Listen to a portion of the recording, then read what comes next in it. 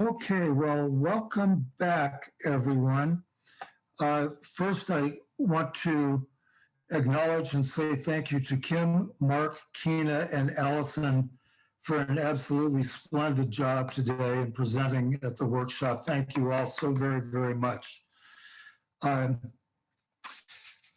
Just to reiterate, for those of you who may not know, you are in a workshop sponsored by the ACA Healing Fellowship of the Central Coast of California. Cornelius asked about the next workshop in the series. Our workshops are quarterly. So the next workshop will be planned around the end of September. And we will have the topic and what we're going to do available to get information by checking in with acahealing@gmail.com. If you want to be part of our group, we have meetings on Wednesdays, Thursdays, Fridays, in-person meeting on the Central Coast on Saturday, and Sunday on Zoom. It is the Healing Fellowship's intent to maintain the Zoom meetings as they seem to be very helpful, and we encourage anyone who feels so inclined to become a part of our group. And we have a phone list. We have a list that includes people that are willing to be sponsors. And if you're new or you have a sponsee that's new, you can obtain a newcomer packet just by writing to us at acahealing@gmail.com. So now on to the Q&A. If you have questions for the speakers, please put them in the chat. And Catherine is the person who is going to relay the questions to our speakers. So if you want to address a speaker independently, please do so. And we'll see how this system works. Hopefully it will. Who has questions? Yes, hello everyone, I'm Catherine. Mariana would like to have Kim or any other speaker that would like to answer the question. So the first question she had is, how do you know if it's a right fit with the sponsor when you were having a conversation? Well, this is Kim, and so what comes up for me is when I'm having that conversation, do I like what they have? You know, like the way they share themselves, am I liking it? Do they seem to have the recovery skills that I'm looking for? Or are they talking about the steps? Let's see. I think that's the main thing. It's like, how does it feel when I'm talking with them? Do they have something I want?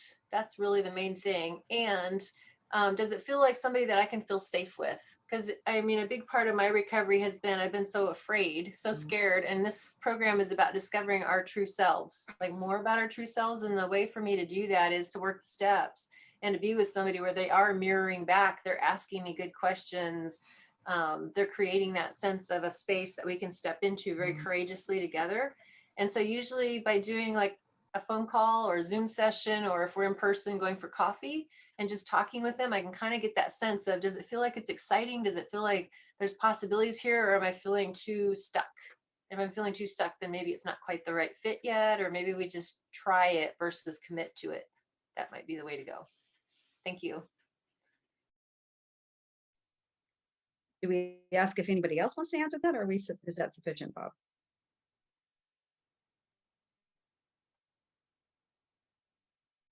Hi, let me. Keena wants to jump in, I think.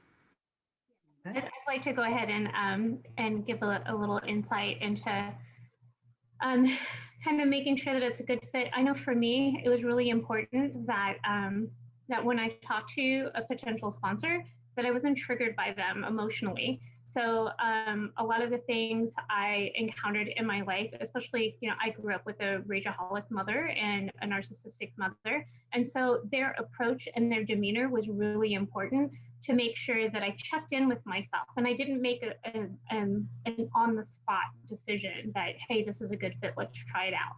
But really kind of check in with myself and make sure that I was in my body feeling okay about this. There's something very instinctual that we have about it within our bodies that says, yes, this is a person that not only has what I want, because I really love what Kim shared, but not only has what I want, but also makes me feel that I can be safe with how they're guiding me and how they're leading me and how they're modeling the ACA way of life for me. So that's really important. So thanks.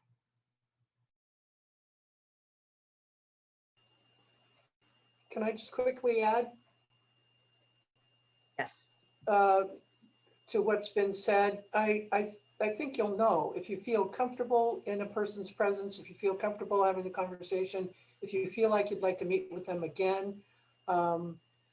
It's sort of like making a new friend. You sort of know, I don't want to be friends with this person, or yeah, I really would enjoy and hanging out with them more because I feel comfortable in their presence.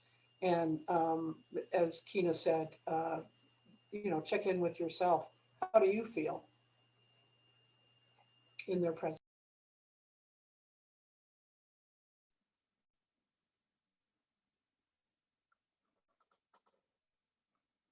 Would anybody else like to comment before we go into the next question? Okay. The next question is, how many hours do I need to have available to work on the 12 steps to have a sponsor?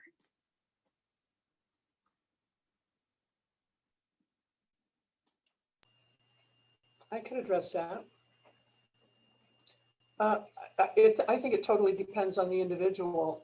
If a person is a single mom, a full-time student, and working, they aren't going to have as much time to work to do step work as a person in other circumstances who maybe has a full-time job but doesn't have a family, has their evenings free, what have you. So my experience is it's a totally individual thing. Some people are able to work through the steps really quickly. Others, it takes a longer time. And it's a matter of personal style too. How much you want to get out of it. How much time do you want to invest in it? As I described, my sponsor had me do a fair amount of homework on each step. And I was glad she did because it gave me familiarity and understanding, and kind of helping me to figure out what the step meant to me. And as I shared, we would spend a week or 2 or 3 discussing my work on that step. And she would kind of get the sense, that I'd done my work.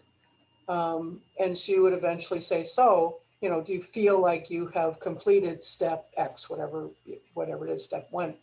And I would say yes. And she said, well, I do too. So do you feel ready to move on to the next step?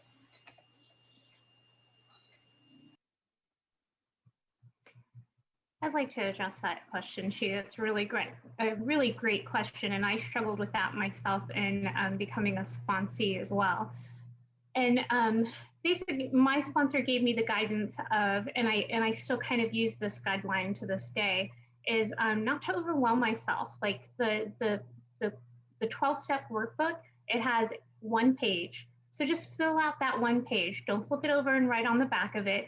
This isn't it's just impossible to excavate our whole lives in 1 session with one person. It's just, our lives are just an onion, right? They're layers of it. And so as we peel back these initial layers, there's going to be more to be worked on. And that's kind of what helps when we get into a sponsoring relationship. We continue to work those layers with our own sponsor or with fellow travelers, however we choose to work that out.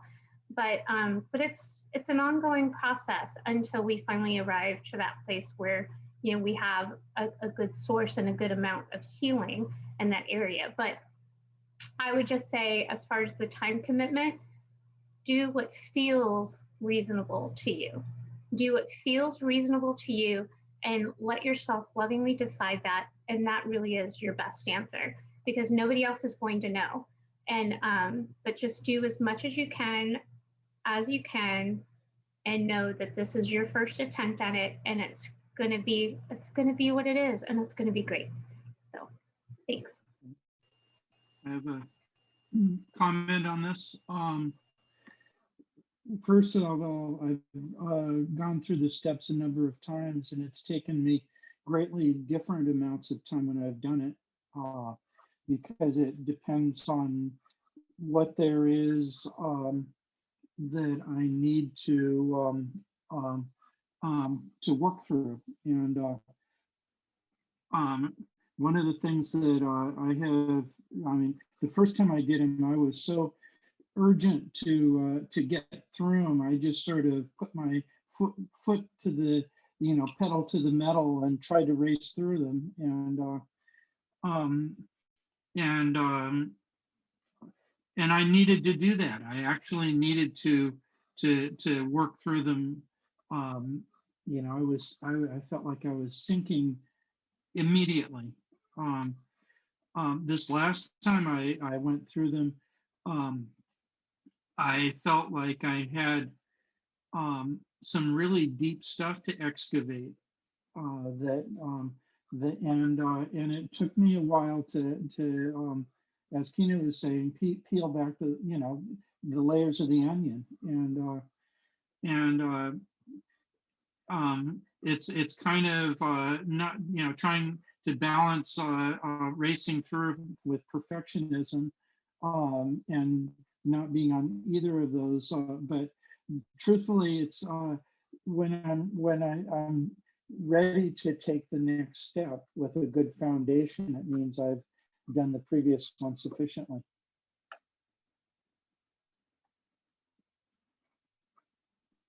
Thank you.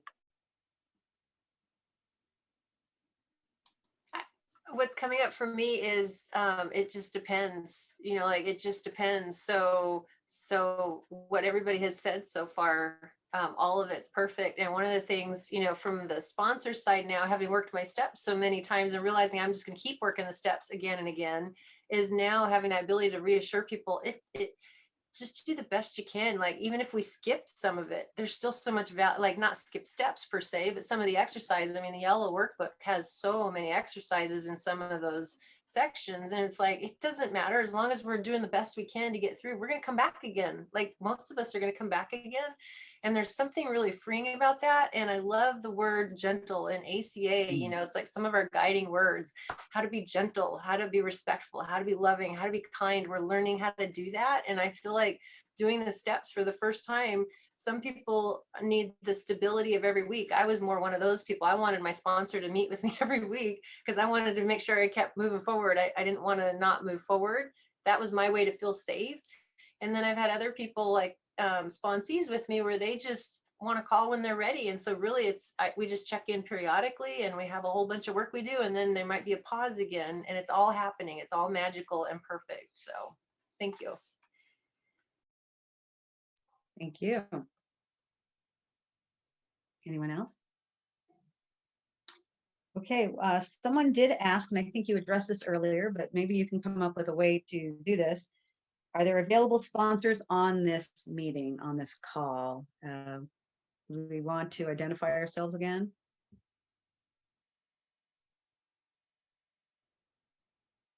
Or is there a way to do that? There you go.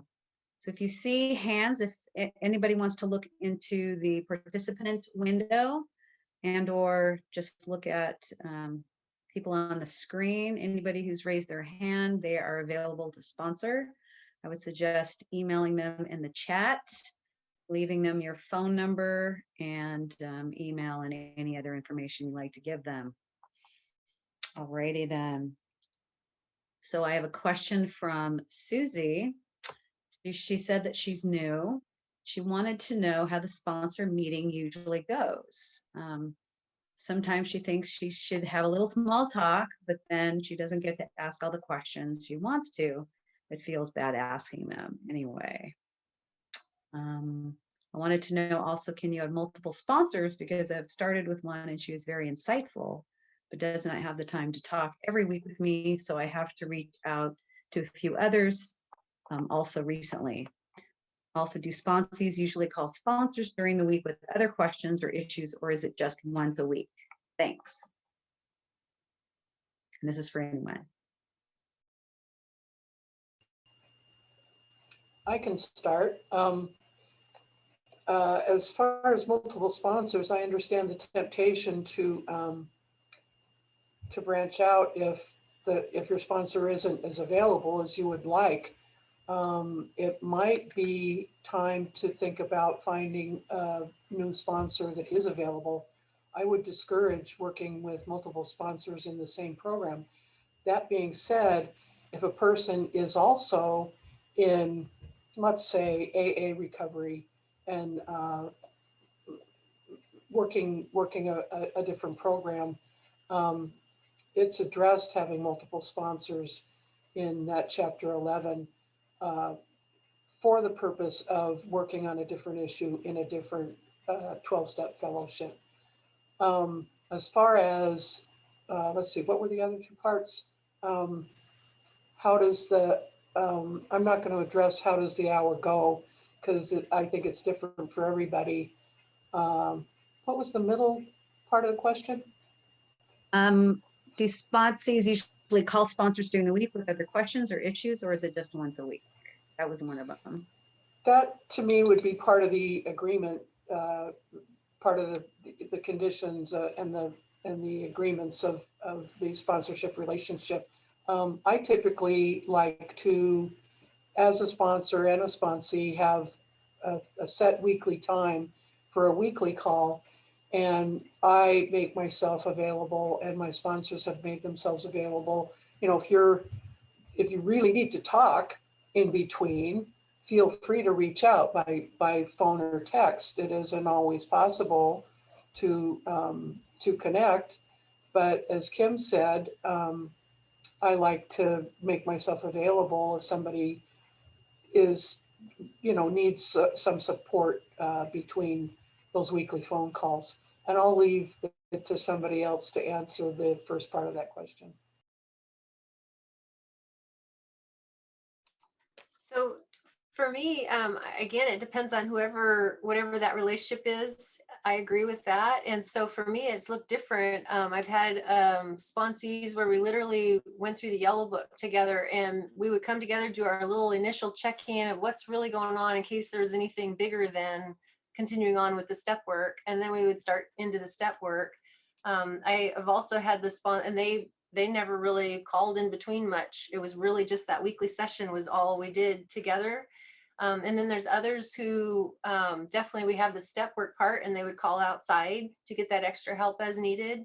Very appropriate, because that was the fun part, right? So life problems would come up, and now we can work the steps into it. And how do we take advantage of these things and support through and be curious about all of it?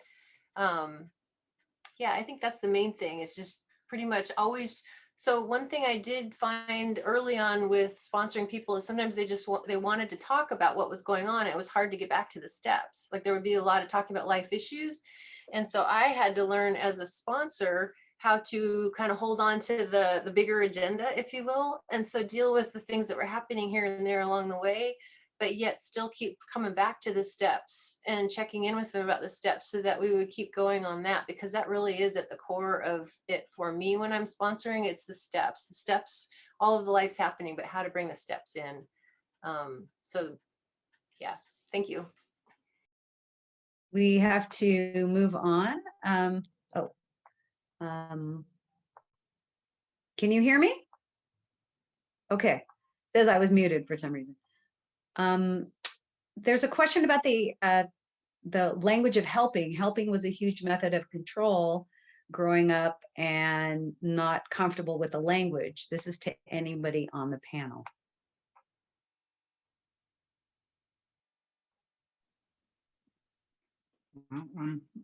Mark, I'll start off on that.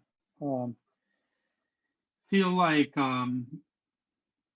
helping is, there's a bunch of possible trigger words like that. And I think, you know, one of the things I talked about was, you know, being, you know, in the fellow traveler spirit, you know, pointing out a way and then getting out of the way. Um, um, so that, you know, really the recovery is between somebody and their higher power. And so I'm actually pretty careful to to not be too heavy-handed about helping. Early in my sobriety, you know, one of the things that I talked about was, you know, trying to, you know, was elbow deep in helping and having a guy die of alcoholism, and that really taught me that to acknowledge my powerlessness. And when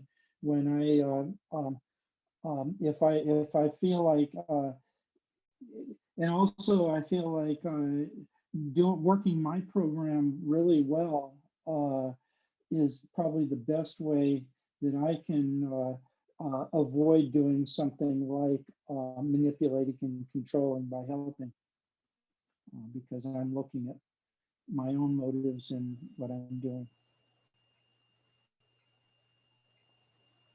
I'll speak to that. If a word is triggering, it would probably be good to try to find another one that you're both comfortable with. Perhaps guiding is less triggering than the word helping, or something like that. We are presumably sponsoring. We are meant to help each other, but you know, we don't have to use that word, guidance or mentoring. I have felt mentored by other fellow travelers in 12-step recovery. Thank you. Next question. For those of us who are in more than one 12-step program, is it okay to have more than one sponsor? I think you answered that, but if you want to elaborate.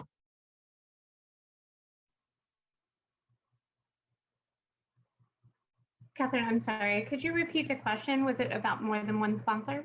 Yes, I think you guys pretty much answered it, but this was a question for those of us who are in more than 12-step programs. Is it okay to have more than one sponsor? Great, thanks for repeating that. And it's a great question. And this kind of goes back, I wanted to just hit a keynote on something that Susie asked too, because she asked about this, about having more than one sponsor. And I say this, that this is your recovery. This is your program. This isn't our, you know, my recovery is my recovery. And I need to do what's best for me to get healing and to get recovery. And if that means that more than one sponsor taps into offering me insight or offering me tools or offering that, I'm going to take whatever I can get, because I haven't had this resource, these resources of help and guidance, you know, or instruction and tools my whole life. You know, I've been deprived my whole life, and I would probably go as far as to say that there's some that might be in this room that have that same deprivation. And so this is your program. Take the wheel, do with it as you need to. There's no right and there's no wrong here. It's yours. You get to determine what's best for you. That's what the whole program is about. And becoming your own loving parent, being part of that solution, is just taking the wheel and saying, okay, I feel this is really working for me right now, so I'm going to step into this. I feel this is really not working for me right now, so I'm going to step out of it. And just giving yourself that permission to just go for it or not. You know, it's totally yours. And the safety in these rooms offers that no judgment zone, to where when you exercise that based off your needs and wants, it's just a beautiful thing for you. And so, and I just wanted to touch back on just the question real quick about how the sponsor meeting usually goes. I understand that can be terrifying, and it's really scary, and it's a little bit of a learning curve to kind of ask questions and ask for what we need and what we want. but I just encourage you to do it because it really is going to get the results that are custom fit for you.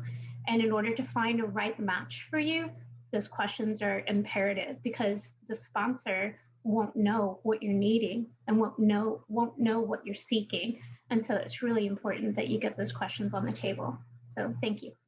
Thank you. We have many questions. There's one question: what guidelines do you recommend setting up front to ensure you don't get into an authority situation with a sponsor? If you were someone who was taught to obey authority, wondering if peer sponsorship is better?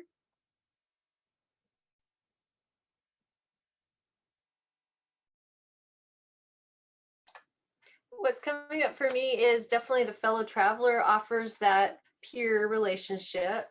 And the other thing is, again, like being true to ourselves. So all of these things, you know, fear of authority figures, the definition of helping, like all of those things, how do we explore that further with somebody? Like, how do we discover what it is that's really underneath it, like underneath the word, or like what is it that's working or not working? And that's the only way for me that I've been able to find that out, is to go exploring, you know. And again, it's like it's bumping into others, it's asking others. I love the idea we heard earlier about, you know, go call 5 people or email 5 people and ask them about whatever the word is or the topic and get their perspective, because that's how I find me. I don't know until I do that searching, and it might be with that other person, it might be my higher power that makes nobody available that day when I want help. Nobody answers their phone or is available. It's my higher power that helps us, and we all are finding our higher power in this program. And you know, as sponsors or sponsees, we got to trust that the higher power is right there. When 2 people come together, there's always a higher power there. We just got to tap into it. So I don't know if that's helpful at all. Thank you, Kim. We've got more questions. How important do you think having a similar upbringing is when working with a sponsor?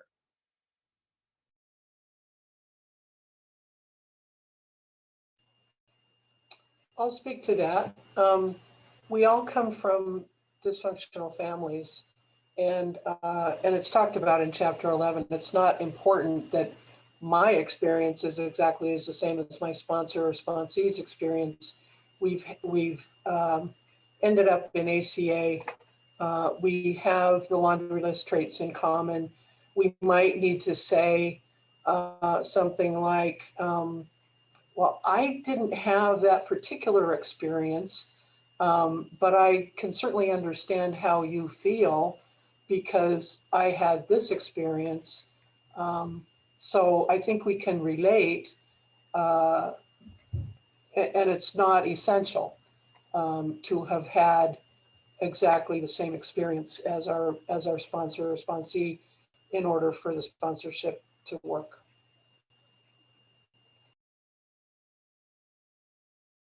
Thank you.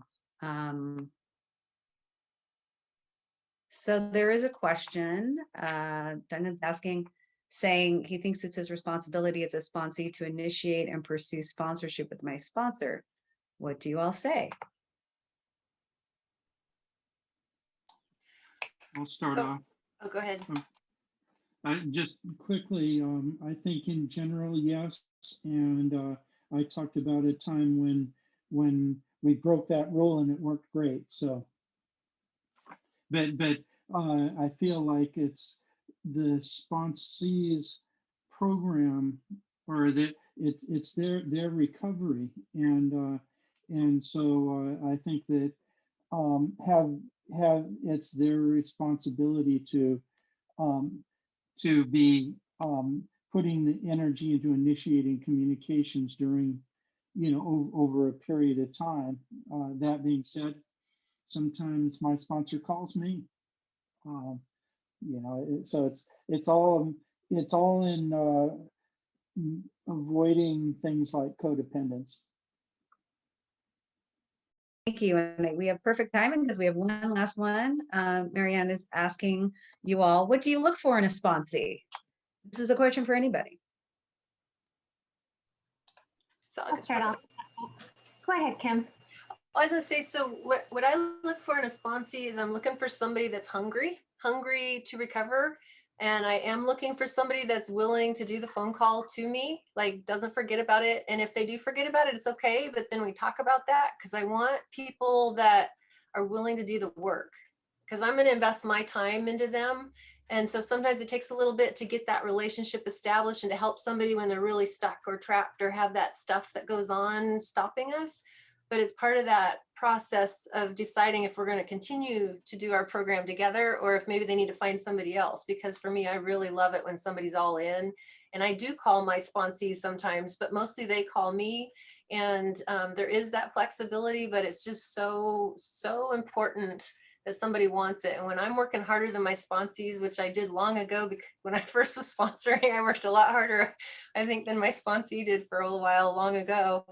And I had to learn, you know what, they just weren't quite ready yet, or whatever. It's got to work for both of us. And that's my recovery, because otherwise I'm being codependent. So my recovery is, it's got to work for both of us. And I need to learn how to be flexible and relate to and be curious about and challenge. And I got to learn how to do it in ways that are supportive and not too demanding, or maybe they're supposed to be. So such an experiment we're all in here on both sides always. Yeah, I would just add to that, attaching the fact that it's the sponsee's recovery program. So committing to showing up to meetings, committing to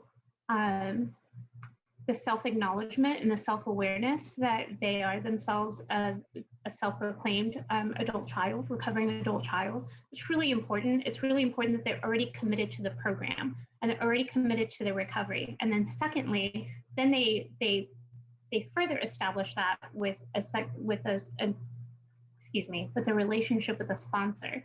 You know, all of these are building blocks and stepping stones into their healing, into your healing. And so, so making sure that they're committed to their program, for me, has been crucial. And then also, and I just wanted to address real quick that fine line between asking for help and kind of establishing that lack of control, or not lack of control. I'm sorry, my brain is running 1,000 miles a minute. But just kind of maintaining some healthy boundaries with the fact that, yeah, sometimes it's tough.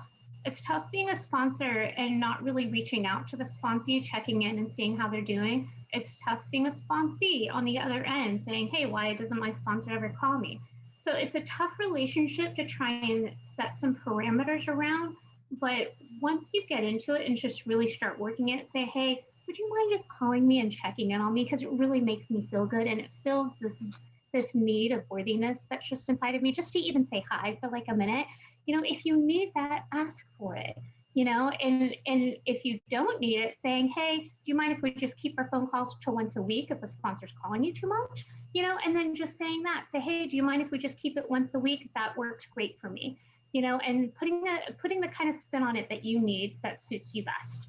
So thanks. I just want to quickly add, my first sponsor asked me in our preliminary discussion, Allison, are you willing to go to any lengths for your recovery?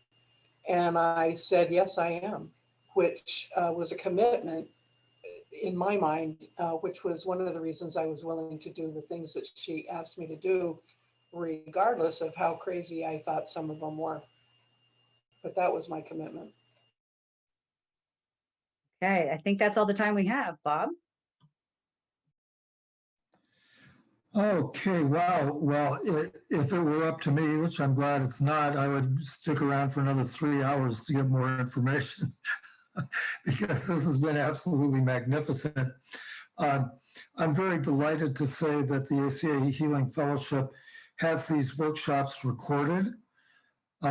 Please feel free to pass the information along to your friends in the program, sponsees, and so on. It's available on many platforms, or will be, including YouTube, the ACA Healing Fellowship site, and presumably on the Santa Barbara website. Our meetings have been posted up on the screen. We'd love to see you at the meetings, and please feel free to write acahealing@gmail.com, get on our phone list, and be able to join in the fun with us as often as you possibly can, feel comfortable with. I want to thank all of our speakers, Kim and Mark and Allison and Kina. What a fantastic job you did today. And so much gratitude to helpers Abby, Catherine, Steve, Valerie, and Lucy. God bless you for sticking in there in spite of the fact that you weren't feeling well and helping get the structure of the meeting set up. And we hope that you're feeling a lot better today. And I think that's all the business at hand for now. And I would like to ask if one of the workshop leaders would like to lead us out in a prayer of your choice.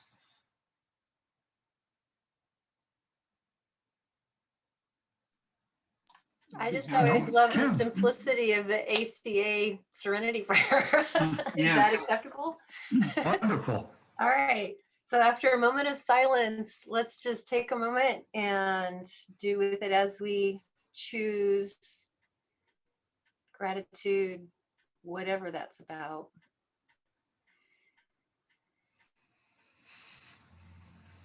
God, grant me Grant me the the serenity to to accept accept the people I cannot change. change. Courage to Courage to change change the one I can. and the Wisdom to know that one is that me. one is me. come back. Yay! Works if we work it.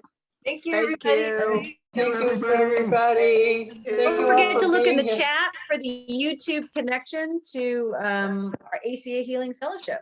Thank you, Catherine. Thank you, Thank you, everybody. Catherine. Thank you. Don't go